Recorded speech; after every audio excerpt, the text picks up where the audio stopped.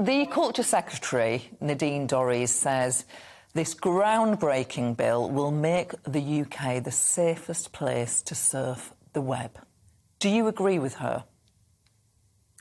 I think it's certainly a step forward, but you're absolutely right, Gloria. We still have a number of concerns.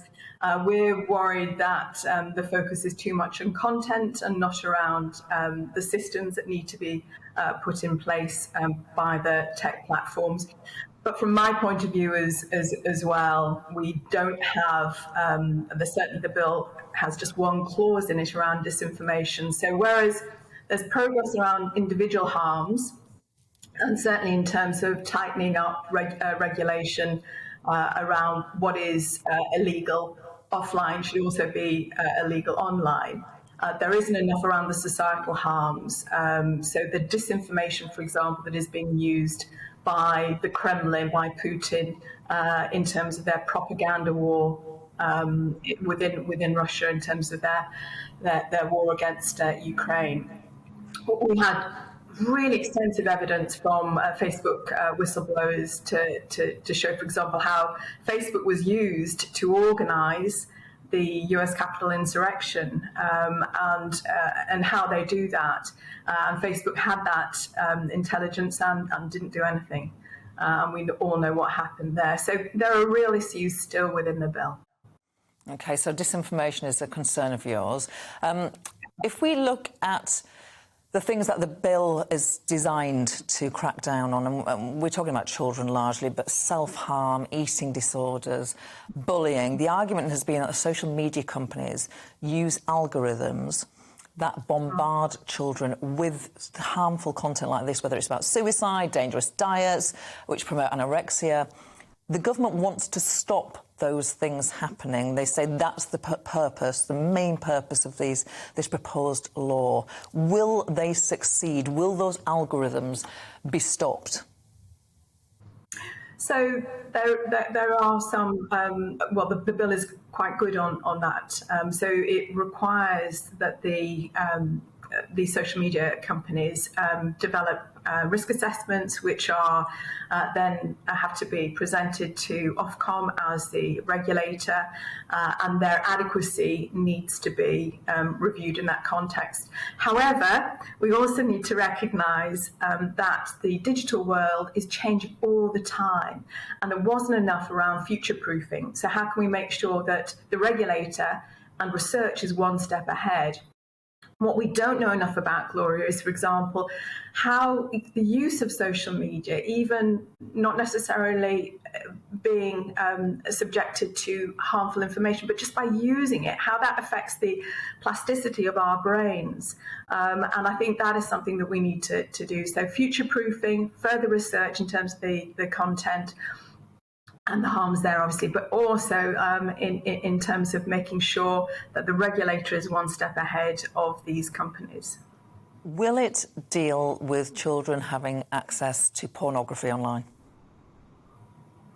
It should do, and we'll be making sure that it does. So these are the bits that it is quite good. So in terms of individual harms, in terms of regulating so that what is, as I say, illegal offline is also illegal online, and is prosecuted as such. But that's not the entirety. We believe that the scope of the bill, and I'm talking about the Labour Party, but also the joint committee that did do the pre-legislative scrutiny, which is a cross-party committee, that it should also include the societal harms. So individual harms, particularly focused on children, but societal harms as well. And we're seeing, that's not really recognised. It's not really understood across the country, internationally even, and it needs to be, because it influences every aspect of our lives. It certainly does. There's also this debate about legal but harmful content, and who decides what is harmful, even though it's legal. How did the committee of MPs, cross-party, where did they fall on that issue? So that that the ball is back in the court of the tech platforms to present these risk assessments about how they are going to ensure that they have a safety by design system. So we can't, as a committee, and we can't legislate for all of the content. What we can do is ensure that the systems that the companies are operating that prevent, for example, children being sent down these rabbit holes of further and further harmful content, that happens. And as you rightly said before, Gloria, about the algorithms, about how they're used, the business model of these platforms is keeping people online for as long as possible, to make as much money as they can, to put it bluntly, regardless of the content that children and others are being exposed to. And that can be benign, but as you rightly say, it can also be harmful. I mean, the evidence around the extreme pornography that primary school age children were being exposed to was quite shocking.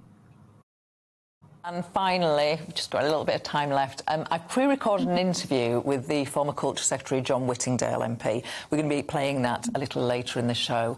In that interview, he says the BBC licence fee will end within our lifetimes. Do you think that's inevitable too?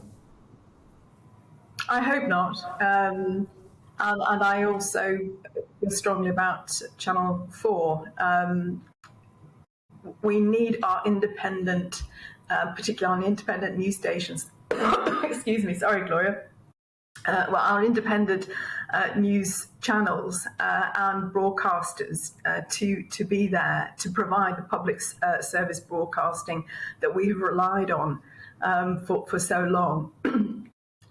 And that's, I would say that's valued not just within this country but across the world.